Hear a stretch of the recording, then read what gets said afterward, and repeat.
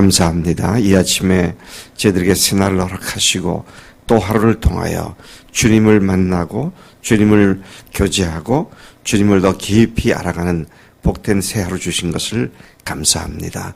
하나님, 마귀가 우리를 계속 공격하지만 주님은 우리의 주님이시오니 넉넉히 승리함을 선포하며 나가게 하시니 감사합니다. 이 아침 주께서 말씀해 주실 때 저희들이 그것을 마음으로 영으로 받고 주 앞에 순종하며 결단하는 복된 시간 되도록 인도하실 줄로 믿습니다. 온전히 의탁드립니다. 예수님의 이름으로 기도를 쌉나이다. 아멘. 아멘. 오늘 말씀은 요한계시록 13장 1절부터 10절까지 말씀입니다. 요한계시록 13장 1절부터 10절까지 교독을 하시겠습니다.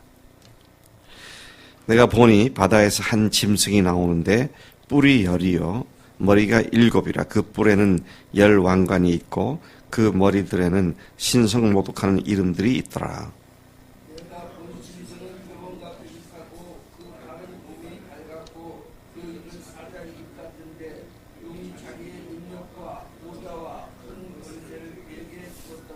그의 머리 하나가 상하여 죽게 된 것 같더니 그 죽게 되었던 상처가 나음에 온 땅이 놀랍게 여겨 짐승을 따르고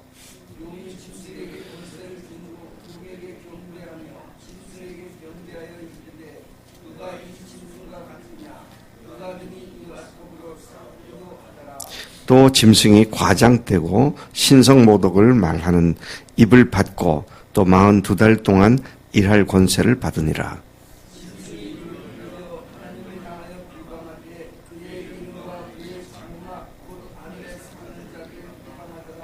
또 권세를 받아 성도들과 싸워 이기게 되고 각 족속과 백성과 방언과 나라를 다스리는 권세를 받으니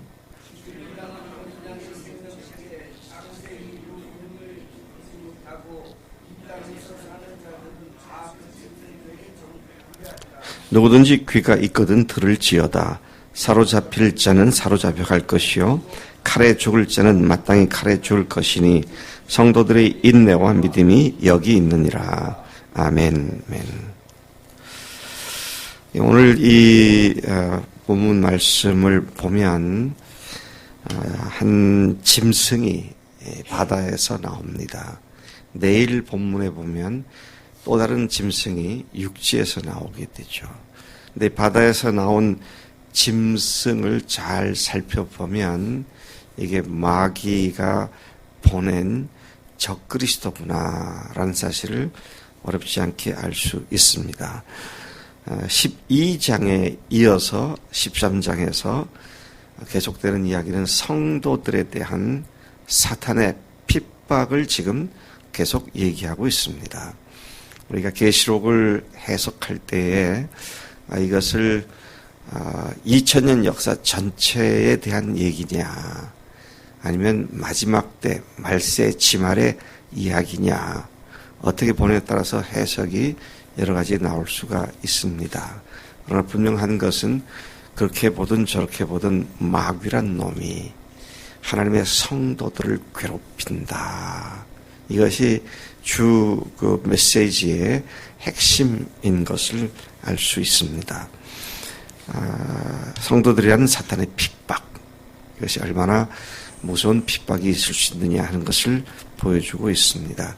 아시다시피 요한이 이 요한계시록을 받았을 때에는 당시 자기가 두고 온 터키 이론에 있었던 에베소 교회를 비롯한 여러 교회들이 극심한 핍박 가운데 있었습니다.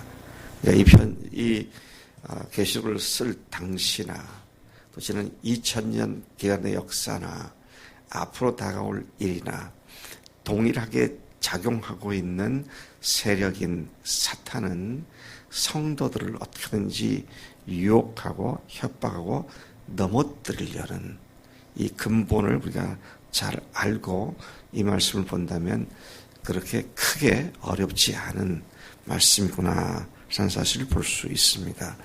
따라서 우리는 이 본문에서 오늘 우리의 영적 싸움의 중요한 교훈을 얻을 수가 있다는 사실입니다.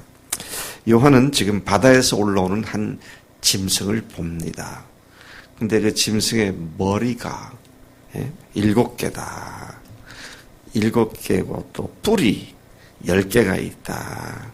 그리고 그 10개의 뿔에는 각각 면류관이 씌어져 있다. 그렇게 묘사를 하고 있습니다. 다시 말씀드리지만 이게 7개가 뭐냐, 머리가 뭐냐, 뿔이 왜 10개냐, 면류관 또 뭐냐, 해석을 하자면 해석을 하죠, 다. 근데 너무 거기에 집착하지 않는 게 좋을 것 같습니다. 그것이 주는 메인 메시지가 뭐냐 하는 것에 우리가 초점을 맞춰야 합니다. 일단 오늘 지금 13장 1절부터 나온 말씀이지만 어제 말씀 12장 3절에도 용의 모습이 나오는데 마치 오늘 나오는 짐승과 흡사합니다. 12장 3절에 나온 거 보면 하늘에 또 다른 이적이 보이니 보라. 한 큰 붉은 용이 있어 머리가 7이요 뿔이 10이라.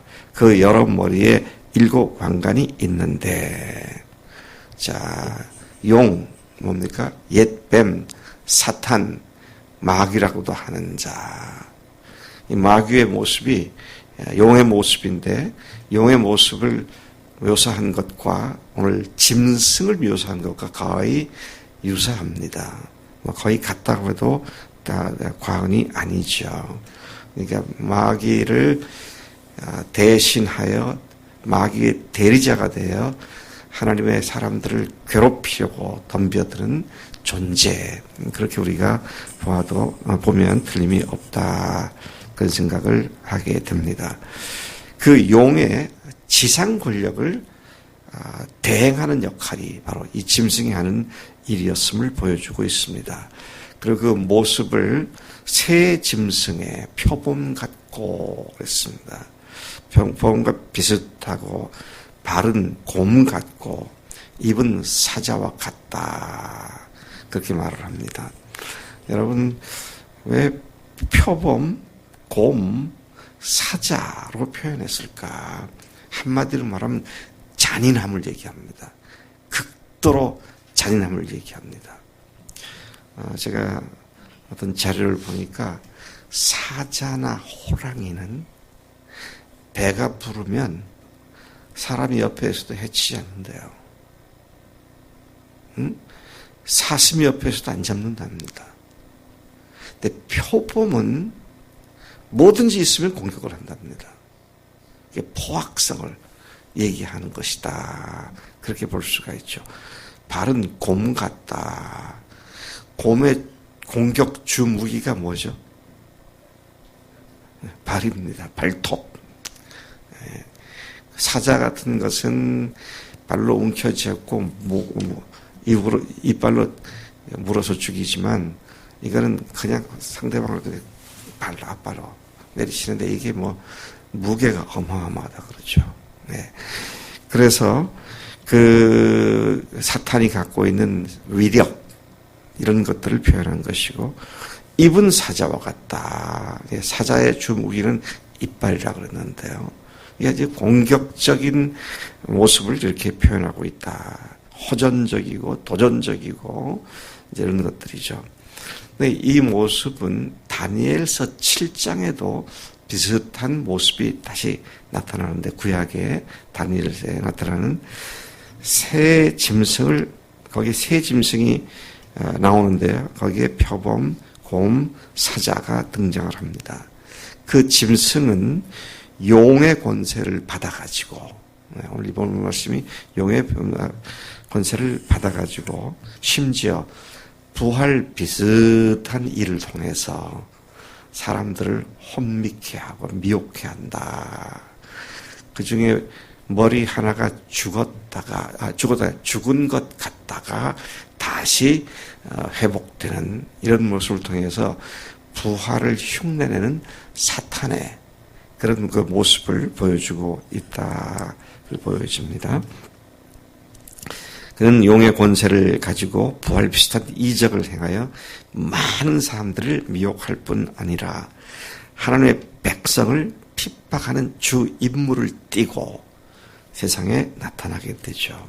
그래서 아마 적그리스도를 의미하는 것으로 이해가 됩니다.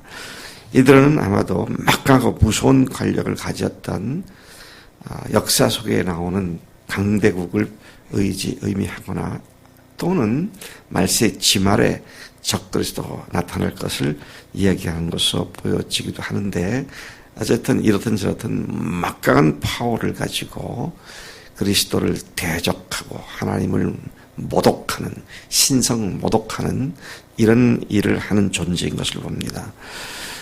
그 짐승, 이 짐승은 신성, 즉 하나님을 모독하는 이름들이 7 머리에 있었다. 그리고 전적으로 용으로부터 능력과 보좌와 큰 권세를 받은 대리자임을 보여주고 있습니다. 그의 머리 하나가 상하여 죽게 된 것 같았지만 그 죽게 되던 상처가 나았고 온 땅이 이상이 여기어 그 짐승을 따랐다. 그렇게 묘사하고 있죠. 이것은 용이 짐승의 권세를 줬기 때문에 가능한 일이었다. 사탄인 용은 그리스도를 모방함으로써 그리스도께 돌려져야 할 경배를 가로채서 사람들의 관심을 자기에게로 돌리는 이 사탄의 전형적인 모습을 보여주고 있는 것입니다. 우상 숭배를 하게 한다. 자기를 숭배하게 한다. 그랬는데요. 우상 숭배란 바로 하나님께 돌릴 영광을 하나님이 아닌 다른 존재에게 돌리는 것이 우상 숭배죠. 마귀가 하는 짓이 바로 그거 아닙니까? 우상 숭배를 조장하는 이 짐승은 하나님의 이름을 망령되이 일컫는 불경스러움을 저지르면서도 42개월 동안 일할 권세를 받았다. 42개월이면 3년 반입니다. 성경에 보면 3년 반 동안 적그리스도가 온다든지 또 3년 반 동안 어떤 일이 있다든지 이런 얘기들이 많이 있는데, 이런 특정한 기간 동안에 그가 하는 일이다. 항구적으로 계속 존재하는 것이 아니다. 사탄을 두려워할 이유가 사실은 없습니다. 하나님의 이름을 회방하면서 사탄으로부터 강한 권세를 받아 성도들과 싸우는 짐승입니다. 이 짐승은 어떤 일을 하느냐, 어린 양의 생명책에 기록되지 못한 모든 사람들을, 지상에 있는 모든 사람들을 괴롭히고 죽이고 하는 그런 일들을 하게 되는데요. 어린 양의 생명책에 기록되지 못한 사람들이 누군가요? 불신자들입니다. 나래 네 이름이 어린 양의 생명책에 기록되었을까? 거침없이 아멘입니다. 감사해요. 여기 다영이 물어보자. 내 이름이 생명책에 기록됐을까? 할렐루야. 참 얼마나 감사한지 몰라요. 왜요? 죽으시고 부활하신 예수님을 나의 주, 나의 하나님으로 믿고 고백을 했기 때문에 그렇게 우리를 놀라운 명단 속에다가 집어넣어 주신 줄로 믿습니다. 그런 환난 가운데서도 참 요한이 봅니다. 어떤 걸 성도들의 인내와 믿음이 증명되는 것을 요한이 보고 있습니다. 이것이 굉장히 중요한 오늘의 메시지라고 생각되어지는데요.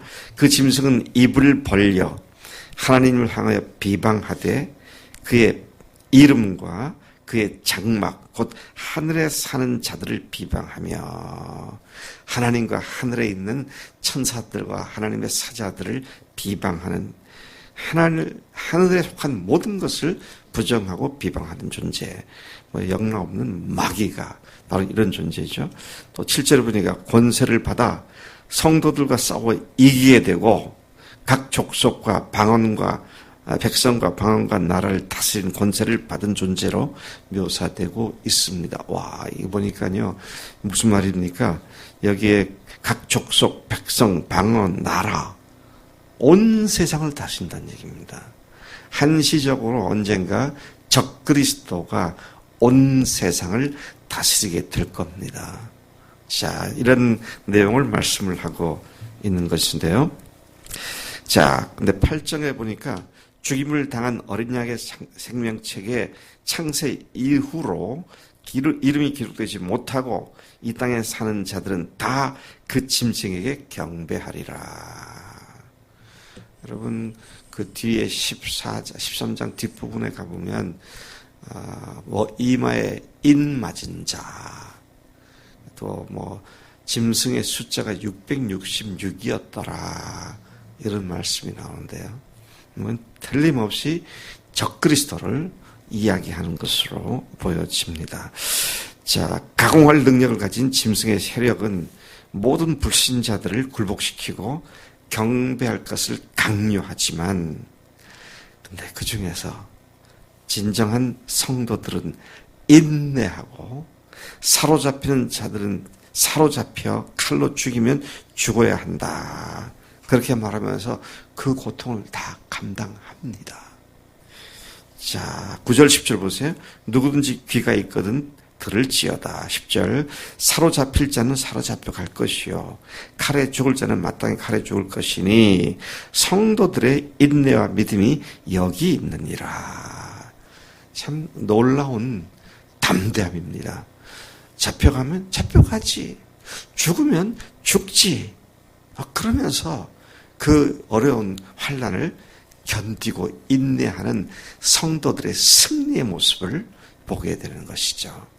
오늘 요한을 통해서 하나님께서 우리에게 주시는 중요한 교훈이 바로 이것입니다. 어려움을 당하면 당하리라. 죽임을 당하면 당하리라. 몸은 죽여도 영혼을 능히 어찌하지 못할 사탄이 나를 어찌하랴. 그러면서 믿음의 싸움을 담대하게 싸우는 이 믿음의 자세를 우리가 받아야 한다는 것입니다. 어차피 최후의 환난을 당하면 그 환난을 감수할 것이므로 환난을 고요히 각오하라는 그런 말씀을 우리 여기서 보게 됩니다. 이런 순교의 정신이야말로 그리스도인의 참된 무기가 아닐 수 없다. 이 역사, 2000년 역사를 보면요, 마귀라는 놈이 얼마나 다양한 방법으로 그리스도인들을 공격해 왔습니까? 얼마나 치사하게 그리스도를 위협해 왔습니까? 그런데 사탄은 결국 실패했습니다. 오늘 이 마지막 때까지 이 복음이 전달되어서 신인섭 형제가 예수를 믿고, 베인의 제자가 예수를 믿고, 우리가 주님의 이름을 찬양하는 이 자리에 있게 됐는데, 사람을 매질하고 감옥에 집어넣고 굶기고 거꾸로 매달고, 그 다음에 또 짐승과 싸우게 하고 별짓을 다 해도 주님을 믿는 성도들의 믿음은 그것에 거꾸로 드리지 않고 당당하게 순교를 기쁨으로, 영광으로 알고 여기까지 온 것이죠. 그래서 여러분, 오늘 이 말씀이 우리에게 큰 도전이 되고 또 교훈이 되어야 할 줄로 믿습니다. 짐승의 권세는 생명책에 기록되지 않은 자들에 국한될 뿐이기 때문에 믿는 자들은 끝까지 인내해야 한다는 사실을 우리는 철저하게 알고 믿고 그런 자세로 담대히 나가야 할 줄로 믿습니다. 하나님 아버지 감사합니다. 저희들에게 어찌 이런 믿음을 주셨습니까?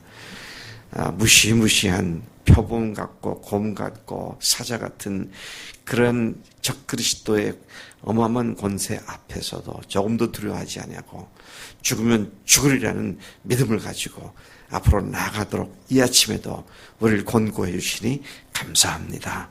죽으시고 부활하신 예수님이 하나님이시기에, 그 주님이 나의 주님이시기에, 나의 하나님이시기에 담대하게 세상을 이기며 마귀를 이기며 하나님 참으로 순교의 정서로 나아가는 매일의 삶이 되도록 우리를 인도하신 줄로 믿습니다.